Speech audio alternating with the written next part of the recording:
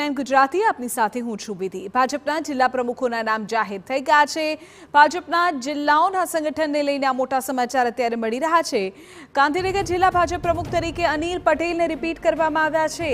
આ તરફ અમરેલીમાં અતુલ કાનાણીની જિલ્લા પ્રમુખ તરીકે વરણી થઈ છે, તો બનાસકાંઠામાં જિલ્લા ભાજપના પ્રમુખ તરીકે કીર્તિસિંહ વાઘેલા જવાબદારી નિભાવશે। सूरत जिला भाजपा प्रमुख तरीके भरत राठौड़ रिपीट, तो महेसाणा जिला भाजपा प्रमुख पदे गिरीश राजगोर ने पण कराया छे रिपीट। आ तरफ भावनगर शहर भाजपा प्रमुख तरीके कृणाल शाहनी निमणूक करवामां आवी छे।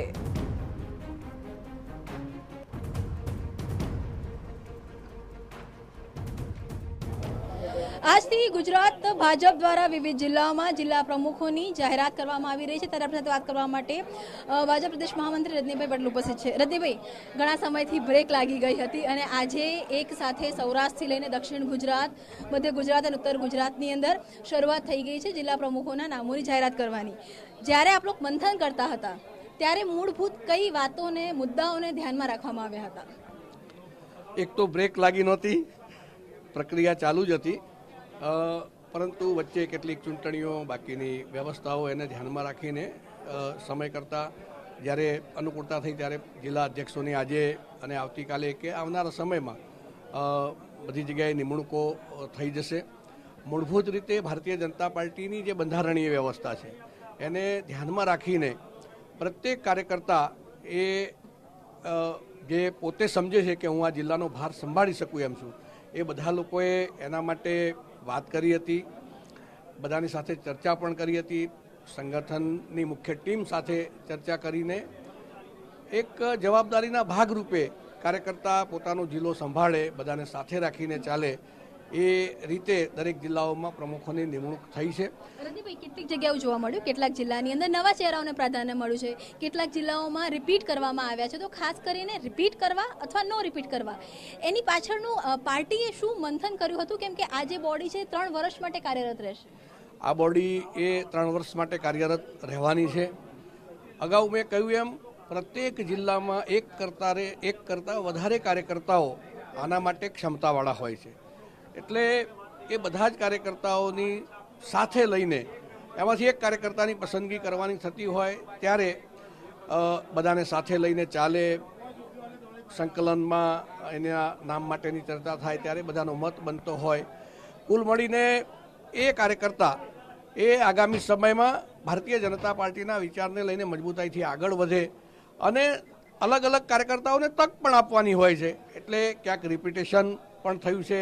નવા લોકોને, બિલકુલ નવા લોકોને પણ તક મળે એ પ્રકારની વ્યવસ્થાઓ પાર્ટીમાં છે, એટલે જનરલ એવો કોઈ ચોક્કસ ક્રાઇટેરિયા નથી। કોઈ લોબિંગ ચાલ્યું છે? કોઈ લોબિંગ નહીં।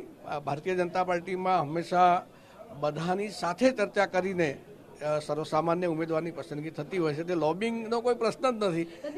કેમ કે હવે જે રીતે જિલ્લા પ્રમુખ થઈ રહ્યા છે અને જે રીતની વાત હોય છે કે 50% જિલ્લા થઈ જાય તો પ્રદેશ પ્રમુખ થઈ શકે છે, તો હવે એક સવાલ એ છે કે પ્રદેશ પ્રમુખની જાહેરાત ક્યારે થશે? અને જે પ્રમાણે આ વખતે પણ આખી સિસ્ટમને ફોલો કરવામાં આવી છે, જિલ્લા સ્તર સુધી ઓબ્ઝર્વર આવે છે અને જાહેરાત થાય છે, તો પ્રદેશ પ્રમુખને લઈને કઈ સિસ્ટમ ફોલો કરવામાં આવશે?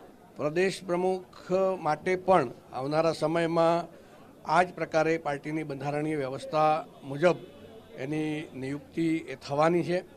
એના માટેની જવાબદારી એ રાષ્ટ્રીય કક્ષાએથી હોય છે। રાષ્ટ્રીય કક્ષાએથી એની નિમણૂક પણ થઈ ગઈ છે, એટલે હવે જ્યારે ગુજરાતમાં જિલ્લા પ્રમુખોની નિમણૂકો આજકાલમાં પૂરી થશે, એના પછી ખૂબ ઝડપથી પ્રદેશ પ્રમુખની ચૂંટણી પણ પૂરી થશે। માની શકીએ કે માર્ચ અંત સુધીમાં ગુજરાત ભાજપને નવા પ્રદેશ પ્રમુખ મળશે? મોટા ભાગે કહી શકાય। ધન્યવાદ। તમારી સાથે વાત કરવા માટે તો હતા ભાજપના પ્રદેશ મહામંત્રી રજનીભાઈ પટેલ કે જે કહી રહ્યા છે કે માર્ચ અંત સુધીમાં ગુજરાત ભાજપને નવા પ્રદેશ પ્રમુખ પણ મળી શકે છે અને જે પ્રકારની વ્યવસ્થા અથવા તો જે કહી શકાય કે પદ્ધતિ ફોલો કરવામાં આવી છે એ જ રીતે ભૂપેન્દ્ર યાદવ પણ પ્રદેશ પ્રમુખની જ્યારે જાહેરાત થશે ત્યારે કમલમ આવશે અને સત્તાવાર જાહેરાત છે તે કરવામાં આવશે। કેમેરામેન નમી સાથે કિરણ મિશ્રા, TV9 ગાંધીનગર। તો મોટા સમાચાર અત્યારે મળી રહ્યા છે। જિલ્લામાં હવે નવી ટીમ બનશે। કેટલાક જિલ્લાઓમાં ભાજપે જે પ્રમુખ છે તેમને રિપીટ કર્યા છે, તો ક્યાંક નવા ચહેરાને જવાબદારી સોંપવામાં આવી છે. જૂનાગઢમાં ચંદુ મકવાણાના શિરે જવાબદારી રહેશે. ગાંધીનગરથી અનિલ પટેલ કે જેઓને રિપીટ કરવામાં આવ્યા છે. આવનારા 3 વર્ષ સંગઠનની જવાબદારી તેમના શિરે રહેશે.